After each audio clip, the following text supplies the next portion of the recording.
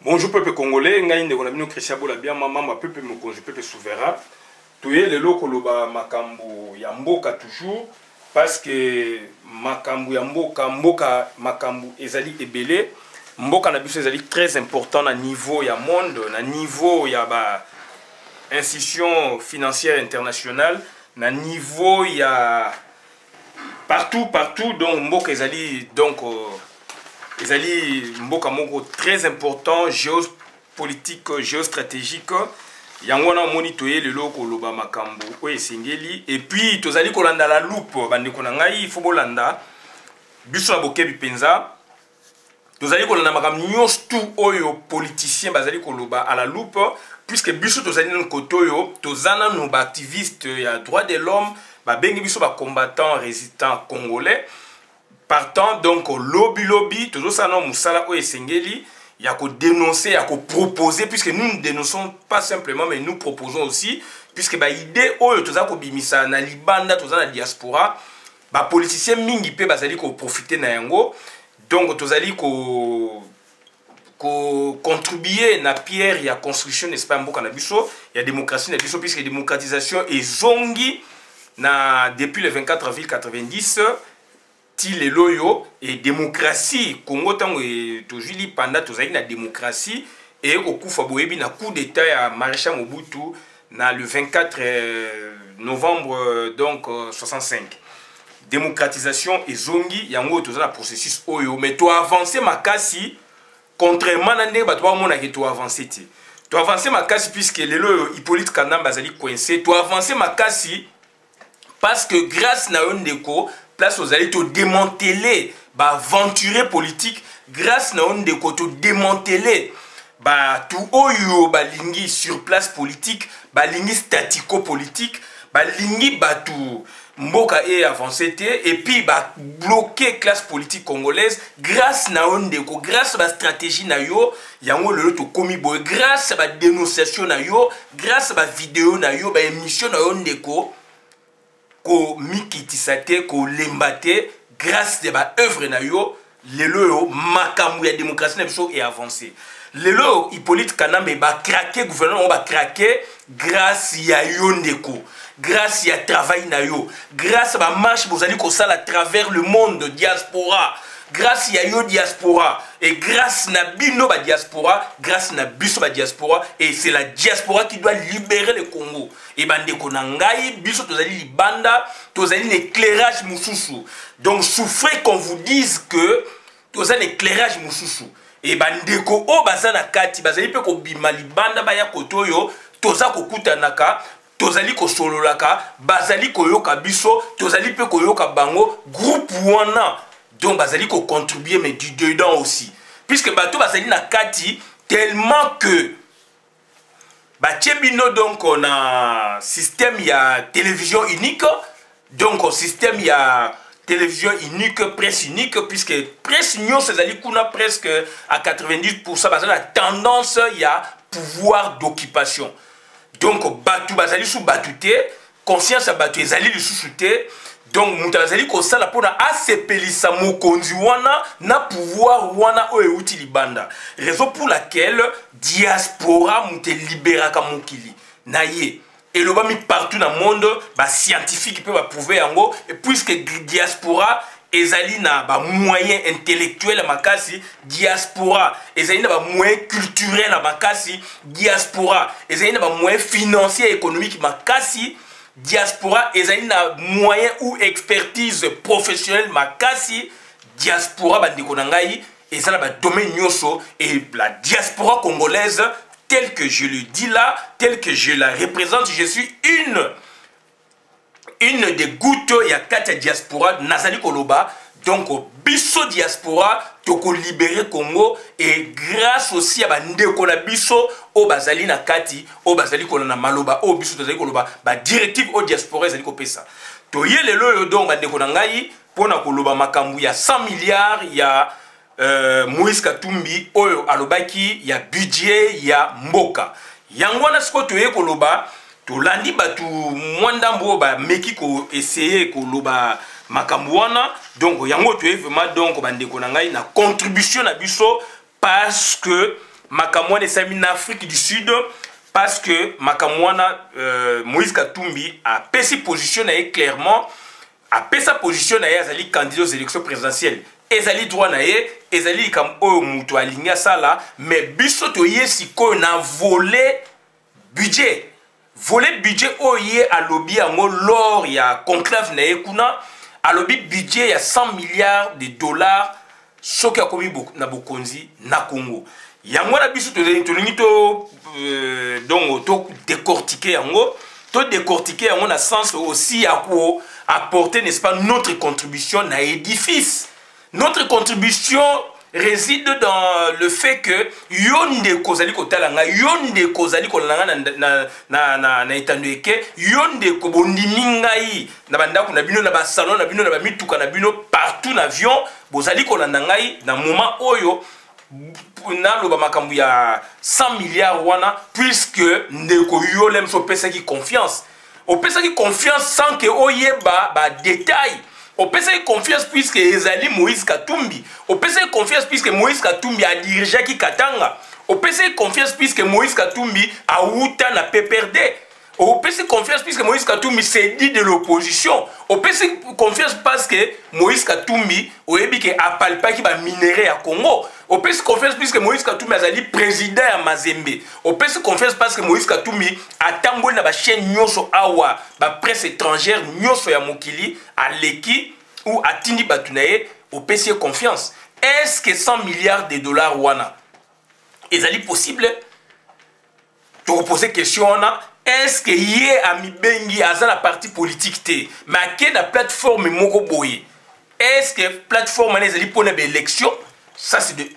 Est-ce que pourquoi Azali ko créer parti politique alors qu'il a les moyens, il avait le temps de le faire? Bandi konangai, ba question ezali wana et bolingi projet ou bolingi budget, bolingi projet société ou bolingi programme à gouvernement, bolingi projet société ou bolingi 100 milliards. Est-ce que 100 milliards on ezali slogan? Puisque tout le monde va mingi ya mboka ou ba opposant ya Congo depuis le 24 avril loyo puisque la démocratie est fungwami wana mingi ba lobby makambo meyaki ba slogan ba ndeko nangai mingi ba lobby biso makambo meyaki ba slogan et yaki projet ni projet de société ni projet gouvernement et projet de société na gouvernement a wana ba poto place tozali ba tandaka yango boye boyebi et boyoki pe ba intention na bango et ba proposant pe ba komi yango pe ba distribuer batu bazali kotanga base bazali kotanga population bazali kotanga et bozali na tendance na ou pas bozali kotanga puisque zali batu ya mboka pour la boyeba ndeni mboka kozala diriger lobby et bloc politique ezali très important na niveau ya monde et na niveau ya Congo na biso. Moïse Katumbi a avancé ba chiffre na 100 milliards de dollars. Lui Moïse Katumbi, il est de quel côté politique? Est-ce que Azali côté ba républicain? Est-ce que Azali côté ba socialiste? N'état-ce ba benga ba droite na ba conservateur ba voilà do ba démocrate na ba républicain? Na France il dit donc gauche na droite. Yé Azali wapi? Bokoloba obini bolimbo loba, mais moi je demande cette question, la réponse pour la batuba c'est saisir to yeba tozali na bloc nini.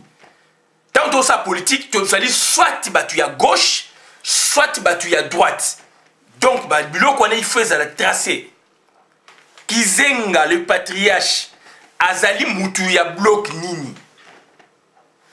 Est-ce qu'azali mutu ya gauche? Est-ce qu'azali mutu ya droite? Le défunt Etienne Tshisekedi, président ya UDPS, est-ce qu'azali mutu ya gauche? Est-ce qu'azali mutu ya droite? Donc ma question il faut qu'on se pose pour na ko toyeba tozali na bloc nini. Et yonde kozali kolanda.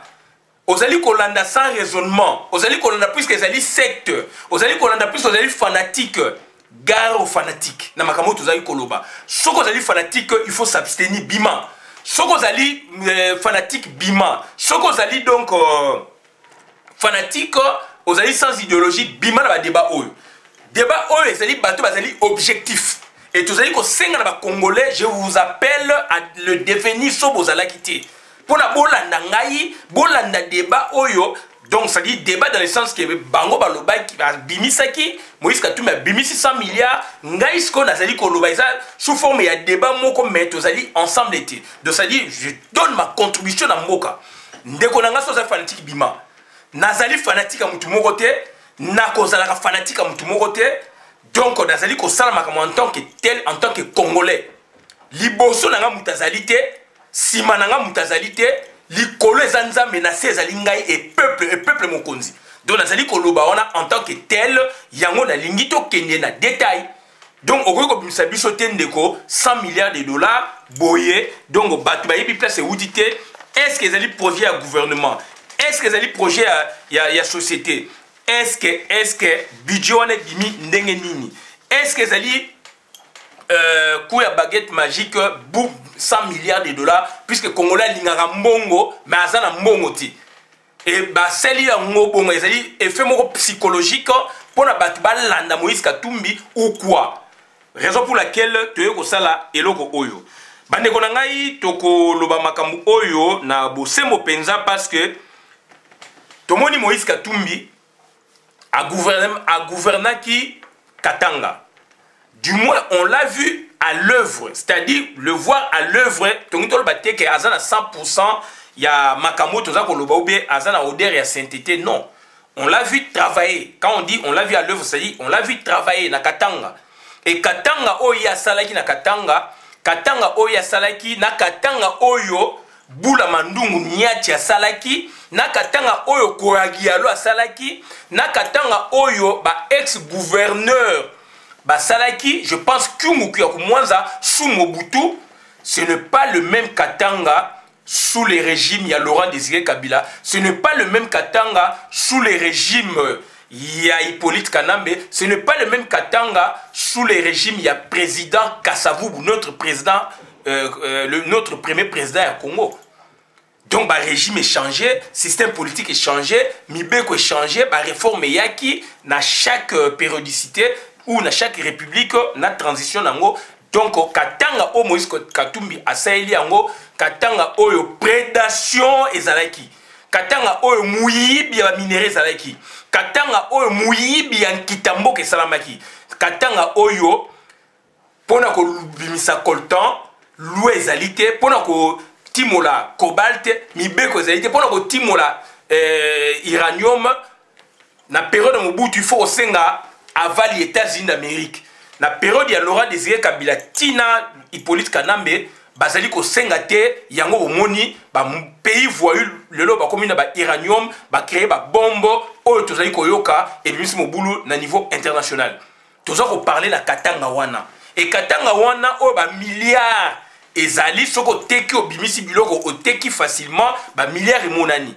Est-ce que Bula Mandungu na Katanga a bénéficié de biloko wana? Est-ce que Koagialo a bénéficié de biloko wana?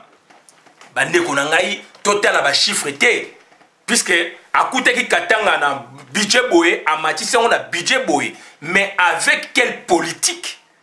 Quelle politique il y a programme à gouvernement? Avec quelle politique il y a programme il y a gouvernorat? Voilà bandeko na ngai des subtilités à saisir. Des subtilités à saisir. Na repère cet exemple, M. Potoyo Kanamalamu, directeur il y a cabinet ya Mobutu Bisengimana. Directeur il y a cabinet Mobutu, professeur Vunda Otepe Mako. Ça c'est un exemple qui m'a été donné na droit administratif et institution administrative par le professeur Vunda Otepe Mako. Ngai mo tena bandeko to tanga na bango. Hier azalaki directeur à cabinet la période de Mobutu. Mais il y avait un Bisengimana qui l'avait précédé il y a 20 ans même plus tôt, gouverneur, il y a cabinet, il y a président de la République. Est-ce que le même direction, le même directeur, et il y a la même norme? Est-ce qu'il y a régi la même règle? Est-ce que le contexte est changé à quitter? C'est ça ma question. Directeur à cabinet, il y a Mobutu. Dans la période de Bisengimana faisait partie, faisait office, pardon, il y a premier ministre. Il y a Mboka, puis c'est durant la période naïe, directeur à cabinet en 1966, à 76, 10 ans, na période wana botanga histoire, la vraie histoire à Congo, toujours avec des preuves à l'appui. Ça, ce sont les institutions politiques du Congo. Botala, il n'y avait pas de premier ministre. Mobutu jouait un peu ce rôle aussi exécutif totalement. Plus exécutif, ils allaient président de la République, n'a gouvernement, mais il y avait absence, il y a gouvernement. D'où son directeur, bien que Mobutu ait présidé la réunion, il y a un conseil exécutif, puisqu'il en est le chef suprême, mais du moins sur le plan administratif, sur certaines tâches, sur certaines missions, ce n'est pas lui qui les remplissait, c'était Bisenimana. Il faisait office en quelque sorte, il y a premier ministre. D'où au moins, à Mobutu Pena rebellé. Il y a loi sur la nationalité congolaise à octroyer aux Rwandais collectivement, en 72. Voilà. Mais sous le directeur, il y a cabinet, professeur Vundo Otepe Mako. Il y avait un président de la République, chef à gouvernement Zali, donc exécutif complet Zali, et que lui, il n'avait que certaines missions ou tâches à remplir. C'est différent. C'est la même chose et on te basculer bino sikoyo côté gouvernement. Puisque Moïse Katumbi vante trop ses statistiques, vante trop la croissance ya Katanga. Mais est-ce que ma prédécesseur naïe va bénéficier d'un même moyen, d'un même contexte politique historique par rapport à ma prédécesseur naïe? Contexte est différent. Et puis, les moyens sont différents ou les moyens sont limités. Dans la période de Kala, les moyens sont grandement ouverts. Beaucoup de moyens dans la période de Hippolyte Kanambe, puisqu'il y a prédation des minéraux, prédation des ressources naturelles à Congo, des ressources minières, etc. Et que le Katanga aujourd'hui, donc Mboka Lele est s'ouvrir le dans la multinationale par la guerre, on va imposer d'où les gouvernants, certains gouvernants sont complices et complaisants. Il y a des multinationales pour piller notre pays. C'est différent de la période de Mobutu où Mobutu travaillait avec certaines multinationales ou certains multinationaux, on peut dire. Donc, on a période où il y avait des règles. Donc, on ne pouvait pas toucher à l'uranium. Pour toucher à l'uranium, il faut demander l'aval des Américains. Pour toucher à la cobalt, il faut aval des Américains. Il y a des sites fermés. Il y a des sites fermés puisque donc on a solo le capitaine Luindula. Capitaine Luindula il y a des experts qui travaillent dans les Nangai à expliquer biso yango. Abi petit la période où il y a Mobutu, ba site wana mingi ya ba minéraux mususu stratégique et a qui fermé. Pour nous jouer yango, il faut qu'on senga permission aux États-Unis. Mais Laurent Désiré Kabila Oyo ba ye ba enfendre bilo qu'on a tout ba bomi yango ba continue exploitation ya uranium cobalt ba bilo comme stratégique dans le monde et ba tuana ba ba milliards facilement. Et quand Moïse Katumbi nous parle de ces statistiques, moi là maintenant je n'emploie pas, n'est-ce pas, la méthode juridique ou référence au texte, mais j'emploie maintenant la méthode ethnologique, le terrain. Donc, ça dit, je fais un va-et-vient entre les textes, statistiques par rapport au terrain, par rapport au contexte ancien, nouveau, etc., historique, par rapport à la périodicité. Raison pour laquelle je vous dis maintenant, donc, je demanderai à Moïse Katumbi, quand il parle de ces statistiques, il doit les comparer. On le veut bien, mais il doit les comparer par exemple avec certaines statistiques il y a des époques anciennes et ces statistiques là donc ça rencontre quel contexte, quel moyen prédécesseur pour travailler afin d'avoir le budget que les Katanga avaient. Et on était sous quel régime? On était sous quel régime et on était sous quel système politique? Maintenant, on est sous Kabila. Tout ça, le système politique nini, tout ça, le régime nini. Voilà, régime moko expansionniste, tout Rwandais, Ougandais, Burundais, baillé, Christian au Congo. Pour voler, pour piller. Moutao, un euro député, mais un euro député, puisque Congolais lingaka mundela loba, Congolais lingaka Parlement européen et loba, Congolais lingaka Belgique et loba, Congolais lingaka France et loba, institution et monde loba. Donc to jouer bino exemple ya Mundele na Europe awa aloba yango na kata parlement européen donc aloba yango clairement Hippolyte Kana mais c'est un Rwandais abomi papa ne moboko pour na pouvoir et avec la complicité à Batoubo ba belge pour na ba boma ba ke ko tuna ba belge pour na ba boma ba ke ko tuna banani ba ke ko tuna donc ba ko tuna ba ko autorisation des États-Unis d'Amérique bande ko na ngai donc bon excusez-moi muke mais to zali ko loba parce que ezali situation moko donc très réelle ezali situation moko oyo ke ezali ko concerner biso nyonso ezali situation moko oyo ke ezali ko concerner mboka na biso parce que mboka ekoti na désordre et certaines statistiques tokoki ko pesa ngo foité certaines statistiques tokoki ko ndima yango te soki tokondimaka yango mais avec réserve dans les statistiques de Moïse Katumbi. Il a dirigé, oui. Dans quel contexte? Dans quel environnement politique? Sous quelle forme? Selon quelle procédure? Quelle était l'autorité compétente pour lui donner le pouvoir que lui, il avait? Est-ce que cette autorité-là compétente, est-ce que c'est un Congolais? Autorité wana, avec la complicité na yete Moïse Katumbi. Est-ce que Moïse Katumbi a une complicité na Assemblée régionale Yakatanga? Est-ce que Moïse Katumbi a une complicité na la multinationale? Est-ce que Moïse Katumbi a une complicité na yé président de la République wana?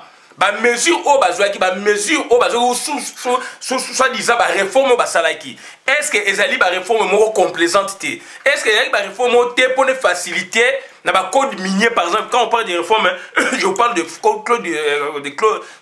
du code minier. Boye bindenge bimaki wana ba uti ko loba yango.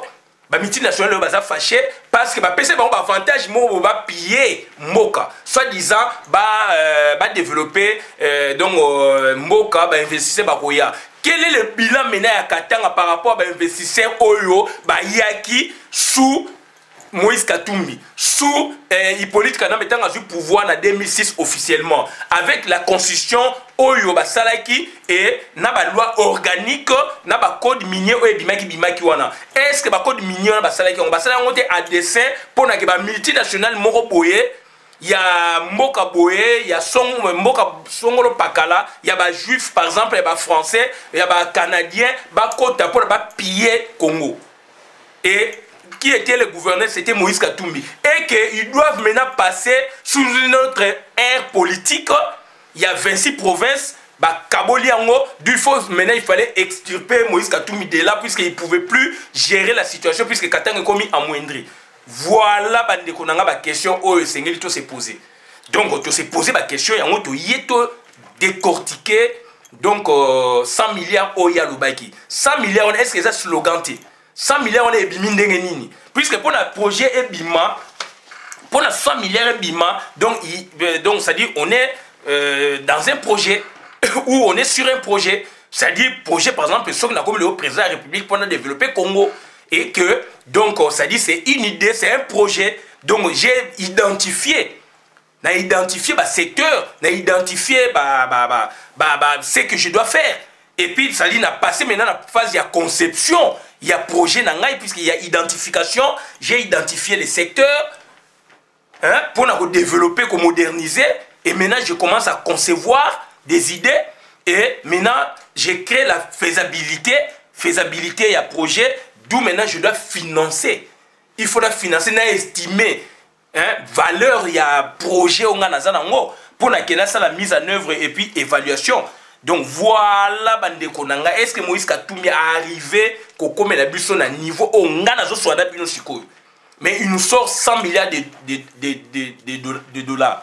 Donc bande konanga, donc to boité wana ezali projet Moïse Katumbi, on nous parle de 500 pages, il y a projet na ezali contenu dans un document où il y a 500 pages, tout le monde a noté, tout le monde a bien que tout le monde a un secret, mais la grande ligne du moins tout le monde a mais tout le monde a noté, il nous sort 500 milliards.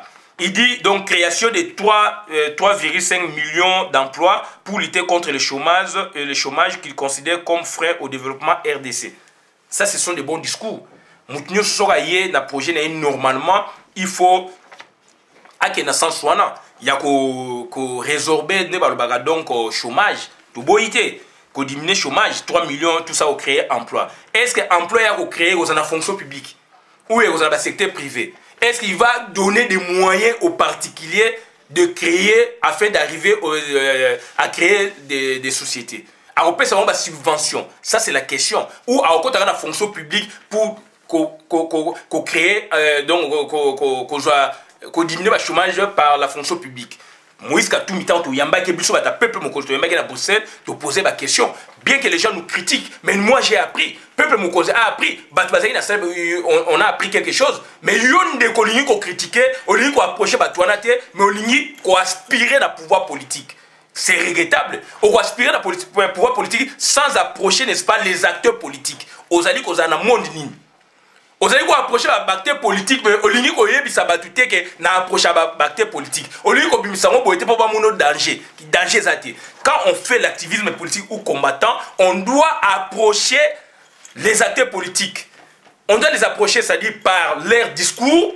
Tu approches, tu lis, tu fais des critiques. Soit tu les approches vraiment socialement. Aujourd'hui, on a bango pe ozo ko yeba, mais aux alliés aussi combattants. Aux alliés ko approcher bango ko vivre pendant yeba marche politique ya mboka na yo. Tant que yo ko traiter ndengwana, aux alliés assisté. Aux alliés ko joango neti muta meli bangi na se nzete, olobi yo combattant, o meli bangi na se wapi, olobi yo combattant, tu n'as pas d'assise, tu n'as pas d'attache politique. Bandeko nanga ou des références politiques bandeko des références. Quand je parle d'attache, je vois références politiques. Bandeko nanga ça passe mi. Il faut avoir des références politiques à niveau ya mboka nao d'abord. Et sengeli aux anabango comme ba référent na politique na niveau sous-région, na niveau ya continent, na niveau Europe et na niveau mondial. Et ngana yebisa bino na niveau mondial na référent politique nangai ezali Mao Tse-tung. Ça c'est mon référent politique. Voilà, donc c'est-à-dire, tu repartages na mao ba makamusu na lo sepe na musu pe o na moni ke non na mboka na ngale mso e kotate. Par exemple, il faut avoir des référents politiques. Yo za ba référents politiques te ozo ya biso ba discours mo boy pona ko laksa batu ki gangsterisme, il y a ba combattants soi-disant qui gangsterisme, il y a ba résistants soi-disant qui gangsterisme, il y a ba activistes politiques, mais non. Il faut avoir des assises, il faut oser na référent politique. Président Kassavou aussi fait partie de la référent politique nangai. Puisque période na bango a dirigé Mboka na moment oyo ba colon à travers l'Afrique ba kimisi ba avoir o ezalaki na ba banque centrale de Mboka o ba pesa indépendance. O ezalaki ba ex-territoire colonisé na bango. Ba kimisi ba voir ba président on a minga ba 60 ba kuti ba caisse vide. Mais ils ont travaillé. Et les statistiques, elles allaient mikane bima de 60 jusqu'à 74 Afrique, dirigeants, ils ont vraiment travaillé. Et ce que l'on a compte, il y a Congo, vous verrez que Mobutu a bané ko chité quand. Et Stangu est commis, 70, 72, surtout, juridiquement parlant, dans le cadre de l'institution politique, tant a sali confusion des pouvoirs dans 74. Il y a un exécutif, il y a un judiciaire, il y a un place et comment il donc a dévié vraiment. Donc ça dit qu'il faut avoir des référents politiques. Donc Moïse Katumbi, donc on doit continuer la ligne na projet de Moïse Katumbi. On a parlé de 500 pages, il y a projet na ma grande ligne ils ont dégagé. Donc il parle de création de 3 millions tout ça. Nous sommes au Loba, à au sala yango Muzitu né dans lobby Muzitu à Loba qui yango tout une question. On a appris de Muzitu. Toutes les questions à l'objet et une fonction publique. Je pense que capitaine Kabamba. Capitaine Kabamba, donc membre de Mokozi, donc à tout qui a dit monsieur Muzitu, au lobby au diminuer chômage, dans quel secteur a dit fonction publique. Donc voilà, fonction publique, on peut embaucher des millions de gens. Mais est-ce que le secteur privé, puisque la fonction publique fait partie à l'État? Mais non, le pays a développé, il faut qu'il y ait secteur, il faut qu'on vivifie ou qu'on fasse vivre le secteur privé. Il faut que les moyens, la société, dans le milieu où l'État est difficilement, et ils ont moyen une bonne politique.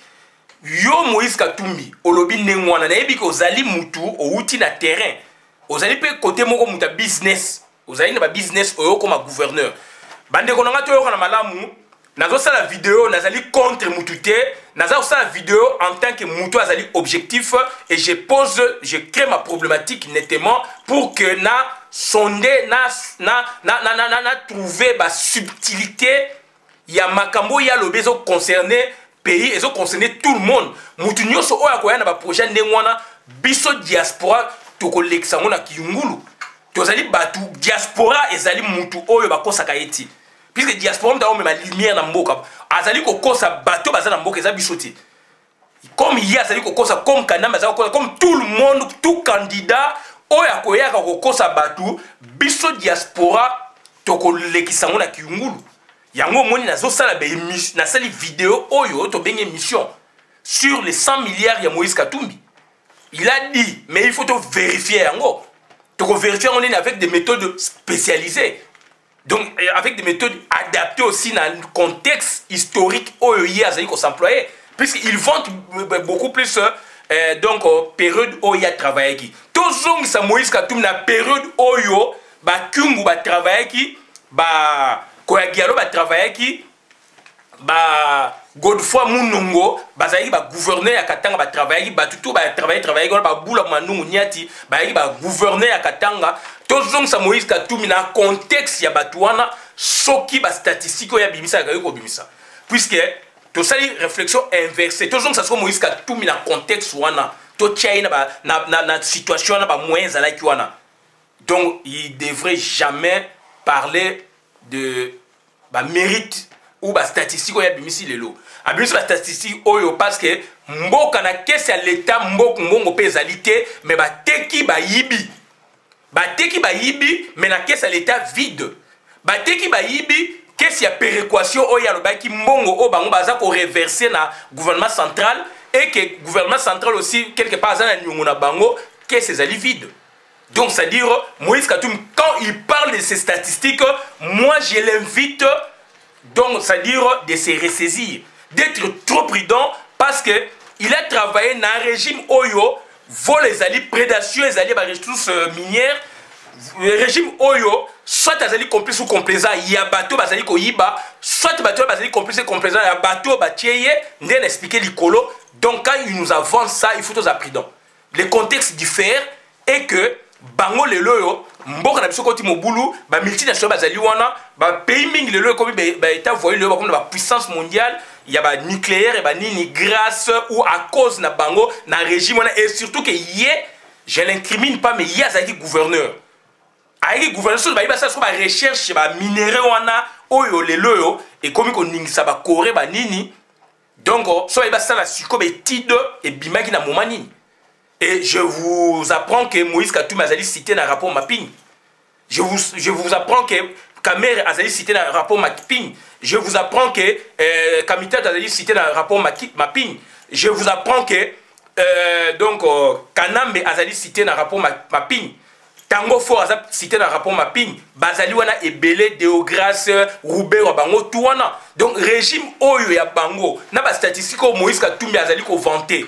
Est-ce que les statistiques moko normal ou single mado ba vantango ba yebsa biso ndenge a travailler kuna ngai na pressa qui est par rapport à quoi na ko expliquer bino par rapport à secteur micro maisona macro là je vu quand même que na niveau macro et na niveau macro c'est national micro c'est na niveau donc il y a province.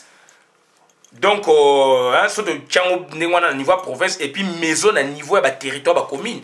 J'ai vu le travail qu'il a fait. Il a des bonnes intentions. Il a des idées pour travailler. Mais du moins, sous sa période, sous son règne, il y a eu trop de vols, trop de prédation. Oh, le local Katanga et Corée peut se retrouver au niveau des Aliwanate et que le niveau à Congo aussi, puisque Katanga,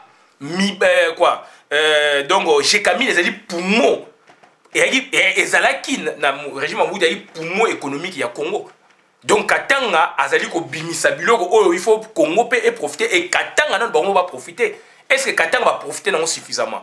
Oh ezala la période oyo yaza ko vanter au période oyo vol ya ba minerai prédation ça makasi. Donc bandeko na ngai ezali biloko oyo tozali ko par rapport ya projet na ye Kabila s'est présenté, il s'engage à lutter contre l'injustice sociale qui fait qu'en RDC, un député gagne 100 fois plus qu'un Sénat. Ça, c'est le discours tout le monde a le magistrature suprême a utilisé en haut. Kabila, budget 5 milliards, donc il a proposé 100 milliards. Par comparaison, tout le monde peut le faire. Donc, Katumbi promet de réaliser dans 5 ans 25 fois plus que ce que Joseph Kabila a réalisé après 17 ans à la tête du pays. Ça, c'est une bonne idée. Il peut réaliser puisqu'on a vu ses intentions de faire, sa façon de faire. On l'a vu à l'œuvre comme dans le bac, il est colo. Naza Moutaka Tumite. Nazali Koloba, donc objectivement, et avec des données aussi donc scientifiques. Donc, ça dit, il a l'idée, il a la façon de faire au Ngana Sepelaki. Il a la façon de faire au Ngana Sepelaki. Mais nous sortir 100 milliards comme ça, sans nous en démontrer, n'est-ce pas, les grandes lignes, c'est là où il y a problème. Omoni. Donc, Toyebi, 100 milliards, budget à Congo, et qu'on a encore plus. Budget à Congo, 100 milliards, et qu'on a encore plus. Puisque tu as 3 secteurs où ils allaient remplir dans le Congo. Moi, quand on les a développés, donc on voit le secteur primaire, c'est le domaine des activités productrices de matières non transformées. Donc, ça dit, bref, tout ça m'a belé. Secteur primaire, ça dit, m'a belé, secteur agriculture, minerai, forêt, matières premières, mais non transformées. Tout ça, m'a belé. Pour l'agriculture, toza na zamba, toza mabele o ebombi kitana se sous ya makasi, toza nango, toza na mai o ebombi ba nyama, ba mbisi, etc. Toza nango, mai ya pamba eza no richesse. Ba guerre ya lobi lobi koza guerre ya mai. Ba imposer biso pona ba panza mai na biso ekeneti na lac Tchad. Boyoki yango donc makambe sami na ba Nigeria ba chinois bazana kati makambe to se ba vidéo to zonga souté. Donc ça dit guerre à lobby et aux amis aussi maille. Donc biso dans le secteur primaire to zana ngoma ezali naturellement donc c'est une grande richesse. Secteur secondaire ça ba transformation biloko wana donc correspond aux activités liées à la transformation des matières premières qui sont issues du secteur primaire. Il comprend des activités aussi variées que l'industrie du bois, l'aéronautique et l'électronique, le raffinage du pétrole, la production industrielle, la construction. Donc, c'est-à-dire, il faut qu'on transforme. Donc, c'est-à-dire, le Congo, quand on parle de la richesse du Congo, c'est au niveau potentialité. Donc, c'est un pays potentiellement riche. Mais on n'est pas riche. Pour l'être ou le devenir, donc, il faut qu'il y ait des usines de transformation. Mobutu, il avait franchi le cap Tango a sali sidérurgie na usine sidérurgique et métallurgique Yamaluku. Cuivre et outil na Katanga et yé na Maluku na ba transformant na métallurgie. Biso tango to okola bazali ko sala ba fer à repasser na Maluku. Bazali ko sala ba réchaud na Maluku. Singa ya courant ba ko transformant na Maluku. To vivre yango. Ça, c'est le secteur, il y a transformation. Nansele. Daipen Boyokaki. Domaine agro-industriel de Nansele. Pastoral ou industriel de Nansele. Daipen. Et ça veut dire transformer la tomate. Et comme il y a une boîte de conserve, biso to somba yango. Tomate yansele. To somba yango. Nansele. Ici, la transformation Nansele. Soso beaucoup de soso bamaki et kamaka na pavillon ba on a scellé et non na zana munene ba oteka ba soso ba taba ba ngulu ba ne ba ko boma ba oboko ba oboma ba ko tsana ba boîte de conserve na scellé to somba yango na Kinshasa ba soso a sachet na Kinshasa ezali Congo ezali ko produire yango na Daipen. Donc, Maluku, ça va transformer. Au lieu que la matière première qui est na Oboken, na Belgique, pour la transformer, Mobutu a salaki yango. Donc, il y a eu depuis, il y a une indépendance économique. Il y a Congo. Malheureusement, côté pétrole, Sozir, et ça, le pétrole qui est en Italie, Bimisi yango, va transformer yango, va télémiser sur la prix à l'école, qu'on a binomoko. Donc, ça dit c'était déjà le début, mais Mobutu Kaka Yemoso a délocalisé. Ici, il y a métallurgie. À quel moment pas mal ça Tchétcheskou na Roumanie. Toye bien moto kama solo. Donc voilà un peu donc secteur primaire. Tout ça na biloko, secondaire il faut transformer et tertiaire. Tertiaire c'est comme un service. et comme service. Secteur tertiaire en économie, le secteur tertiaire parmi les 3 secteurs économiques définis dans la comptabilité nationale est défini par exclusion des 2 autres secteurs. Il regroupe toutes les activités économiques qui ne font pas partie du secteur primaire ou du secteur secondaire. Ce secteur regroupe les industries de services, essentiellement immatérielles. Conseil, assurance, intermédiation, formation, études et recherche, administration, service à la personne, sécurité, nettoyage, etc. Voilà. Donc ça dit 100 milliards na Congo, tu as un budget à la plus. Mais nous sortir 100 milliards comme ça, il y a un autre est-ce que à cause de aide budgétaire, budget on a un lobby, est-ce que ça dit aide budgétaire? Il nous sort ça sans nous donner, n'est-ce pas, programme y a gouvernement. Il nous sort ça sans nous parler de programme à gouvernement. Le programme à gouvernement est alité. Si on parler nini, programme y a gouvernement, puisque pour sortir ça, il a expliqué il a identifié des choses, on peut dire oui, il a conçu oui, il y a faisabilité oui ou non, puisque on concevoir projet boye, il a bien été au bomi yango. Mais lui il a conçu. On dit oui, oui, oui, oui. Faisabilité, est-ce que est faisable? Makamouya lobby. Maintenant, il faut financer. Donc, il nous parle du budget directement, donc de financement. Il nous parle du budget, c'est-à-dire financement, il y a un projet, alors que le projet, il y a un projet est-ce que c'est un projet de société? Est-ce que c'est un projet de gouvernement ou programme électoral? Donc, projet à société, c'est une idée de ce que l'on a l'intention de réaliser. Un but que l'on se propose d'atteindre et que l'on présente dans ces grandes lignes avec une estimation des moyens que l'on pense nécessaires pour sa réalisation. Ça, c'est le projet des sociétés. Tomoni Yangoti. Mais à Bimisi Bisso, 100 milliards, puisque le Congo a un mbongo, aux appels à mbongoti. Donc, est-ce que le projet à gouvernement ou projet électoral? Est-ce que Makamwa a bien 100 milliards? Est-ce un projet à gouvernement ou électoral? Pour la définition. Un programme est une description des idées, des objectifs, des intentions, des réformes, des actions ou des mesures projetées ou promises par un candidat à une élection ou par une organisation politique.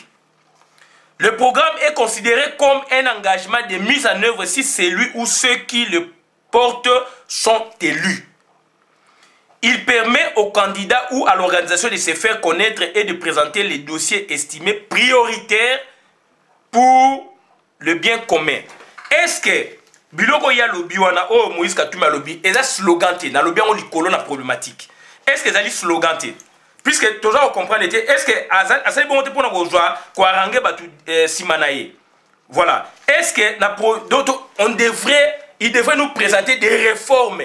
Puisque quand il nous dit donc lutter contre l'injustice et tout ça, non, c'est rien. Hein? Dans projet de Moïse, donc il s'engage à lutter contre l'injustice sociale qui fait qu'en RDC, un député gagne 100 fois plus qu'un enseignant. Kabila budget n'a 5 milliards, tout ça. Katou me promet de réaliser dans 5 ans, 25 plus, tout ça. Ce n'est pas ça le projet de société ou projet à gouvernement. Projet à gouvernement, c'est-à-dire engagement aux autres, peuple. Na électorat na yo oza ko convaincre bango na ba argument na ba réforme na makambo bango baza ko vivre et que prochainement ba lingi changement to mona on a Donald Trump makambo lobeka za ko réaliser ango. Ça c'est un programme à gouvernement, projet de société et puis programme à gouvernement.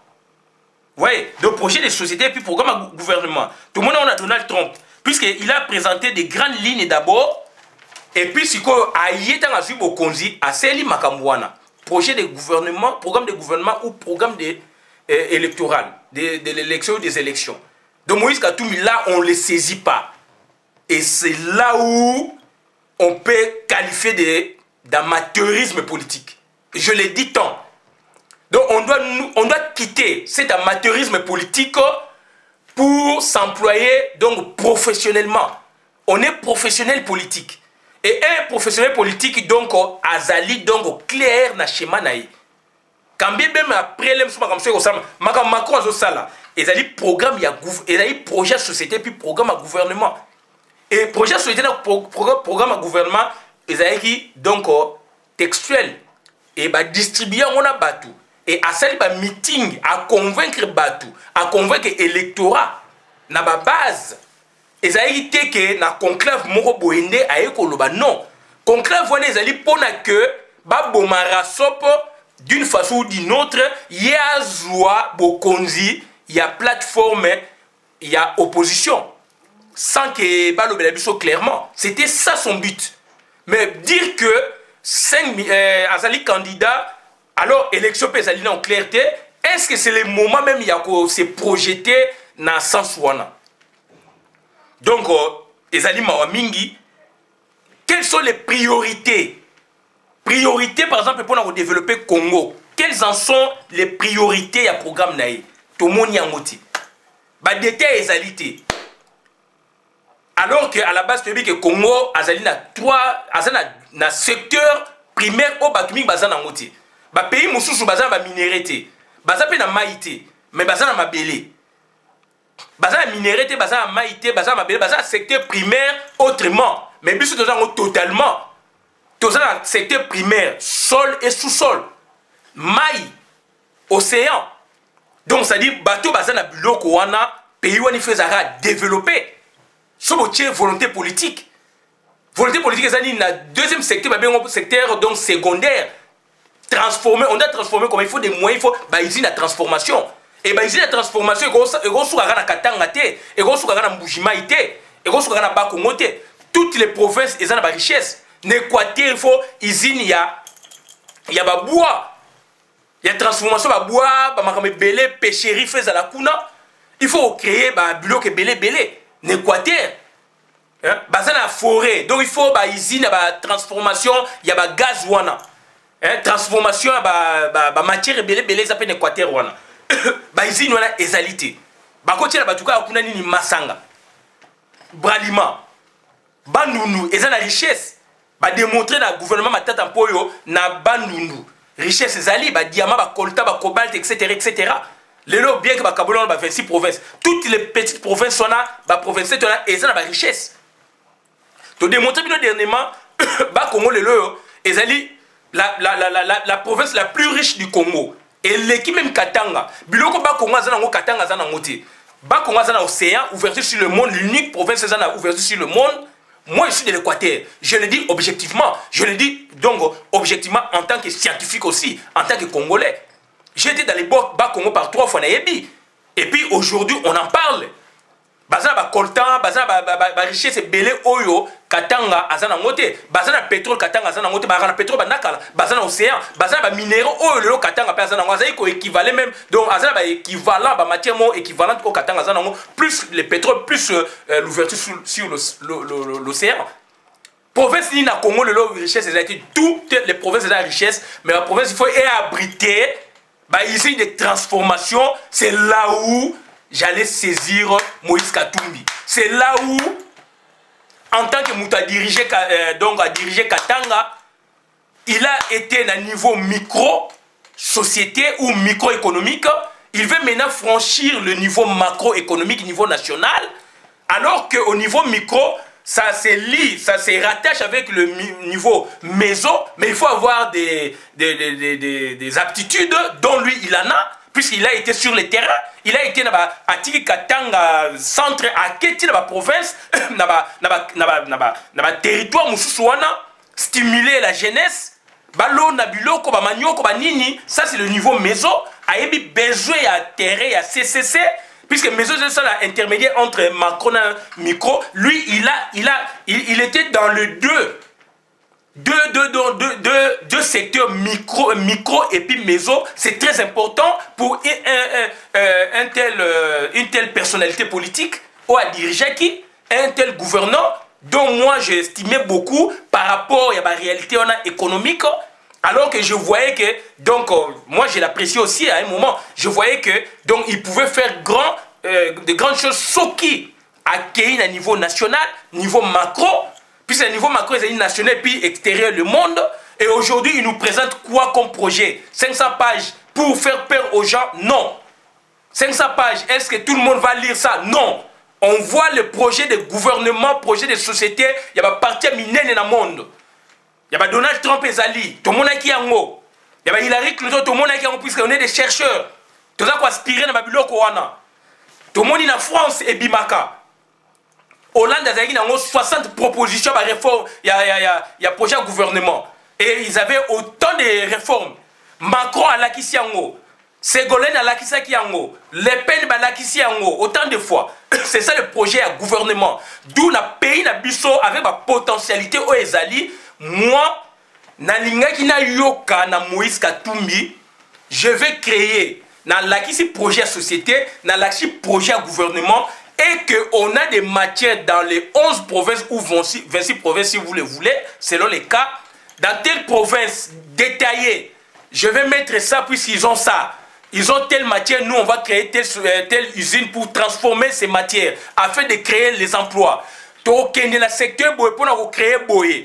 Le Congo aujourd'hui, ce sont les usines de transformation. Donc Moïse Katumbi, dans son projet, il se focalise sur le secteur tertiaire sans passer par le secteur secondaire. Alors que tout le monde sait qu'on a le secteur primaire, on a des ressources. Mais il faut les transformer. Mais lui, il ne parle pas de transformation, il nous parle des services. Puisqu'il va créer les emplois, donc ça, ce sont les services. L'administration. Je vous ai montré ici. Donc ça, ce sont des services. Hein? Et ça, l'administration. Donc maintenant, budget, il y a 100 milliards. Et il faut d'abord travailler. Donc on doit... Je comprends. Donc, Hippolyte Kanam a ici, à 5 milliards puisqu'il y a vol. La recette même à pétrole, na Congo, ça compté. Il y a 5 ans, na landa qui a ça une vidéo. Quand on a donné interpellé les locaux, on a beau même qu'on parlait dans. Donc, pétrole, les recettes de pétrole na Congo et contaminent puisque il y a trop de vols là-dessus. Donc, FMI a zali na 4 puisque pétrole pour exploiter en haut. Autorisation finale, les alliés Banque mondiale. Les alliés gisement, il y a bino, mais ça dépend de la Banque mondiale. Banque mondiale, il faut appeler ça bino. Pré-autorisation, donc Banque mondiale, on appelle ça autorisation pour exploiter la société et Sengeli. Puisque les matière oyo, pétrole dans le monde, dans le pays oyo, bazali toujours soumis à la loi, il y a Banque mondiale, il y a FMI, il y a ONU, le pays wana, signé accord, pétrole, les gisement à Banque mondiale. D'où pour exploiter, la société pour exploiter financement dans la Banque mondiale, FMI, on a terrain, donc pré-autorisation gouvernement d'appel ça ressemble autorisation mais juridiquement parlant c'est pré-autorisation. La vraie autorisation c'est la Banque mondiale qui donne ou les FMI qui donne. FMI ça a terrain Banque mondiale n'a un bureau bimsimbo. Donc bandeko na ngai nazali mutu na sali biloko wana nazako lo bango c'est scientifiquement prouvé. Na pouvoir ki bino na pétrole y a pas qui virungo à l'époque vidéo ezali. Kengo dondo aloba yango donc il fallait que tout na autorisation na Banque mondiale et nga na sala ki vidéo na lakisi bino que pétrole wana pré-autorisation gouvernement pesa ki pour ba exploiter Banque mondiale il faut passer autorisation d'où ONG association à monde oza s'occuper de l'environnement et kota ki titi blocage salamayi donc bandeko na ngai c'est que moi j'attendais na Moïse Katumbi et c'est que moi je peux attendre na batutu o bazali ko aspirer la magistrature suprême. Donc faites beaucoup d'attention, il faut un plan de société, un plan de gouvernement ou votre plan électoral est appuyé en définitive par un projet à financement. Et financement on a donc c'est-à-dire est-ce que les budget les recette pas budget d'abord par définition le budget c'est quoi? Mais le budget par définition, budget, on parle de budget. Budget par définition, c'est quoi? Budget par définition, c'est quoi budget?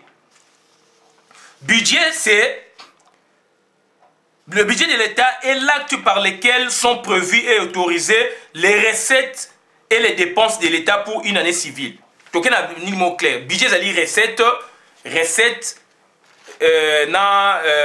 Donc budget zali donc recette na nini dépenses bozi yangwa ba beni budget donc o etikali on appelle budget kaka mais est-ce que budget on a besoin budget national ou ezali aide budgétaire ezali aide ya budget o ego uta libanda c'est ça aussi la question puisque aide à budget ce que et puis budget donc aide à budget donc au sein on a la Banque mondiale, la Fonds monétaire international, etc. Donc c'est ça la question. 100 milliards le biona, c'est pour en faire endetter le pays. Azote la recette endogène, azote la recette ya quantité pour na tout démarrer dans ndengwana Laurent Désiré Kabila salaki yango tango ba blokaki to vivaki na ba recette endogène et atika dette extérieure était bien que souffrance des alaki. Il avait quand même les idées cette fois-là à rénover à salaki réexploit ya daipen. Tu connais que produit ba soso na biso lisusu. Donc il y a un budget endogène ya kachamboka sans aide extérieure. Lui maintenant il veut nous amener na budget aide budgétaire donc il route libanda a kosenga ba prêt na Banque mondiale FMI yango azo ko compter nango ou bien ko compter na recette endogène ou exogène donc aide budgétaire mon mo route libanda et ya ekota na budget puisque budget n'est pas faible. Et Zali Mabete ça fait partie du budget national. Mais est-ce que tu redémarrer ndengwana il doit nous expliquer. J'ai dit et je vous remercie parce qu'on a bon la vidéo malambo kabula yango na compte à communauté. Telles sont, n'est-ce pas, nos contributions et puis bah, objectif, bah, priorité, monité. Et tout ça, c'est quoi? C'est la question de la gouvernance politique, administrative, sportive, technique. Donc, question de la gouvernance à Congo. J'ai dit et je vous remercie pour la vidéo malambo kabula pour la compte à communauté. Merci Christian Bonabiamba, Sinzi Nabino, Mamba, peuple Mokonzi, peuple souverain. Garde na ba fanatique, garde na ba aveugle, na ba cécité politique, tu dois parler nettement. Et bon la vidéo malambo kabula on a compte à communauté. Merci. On est ensemble.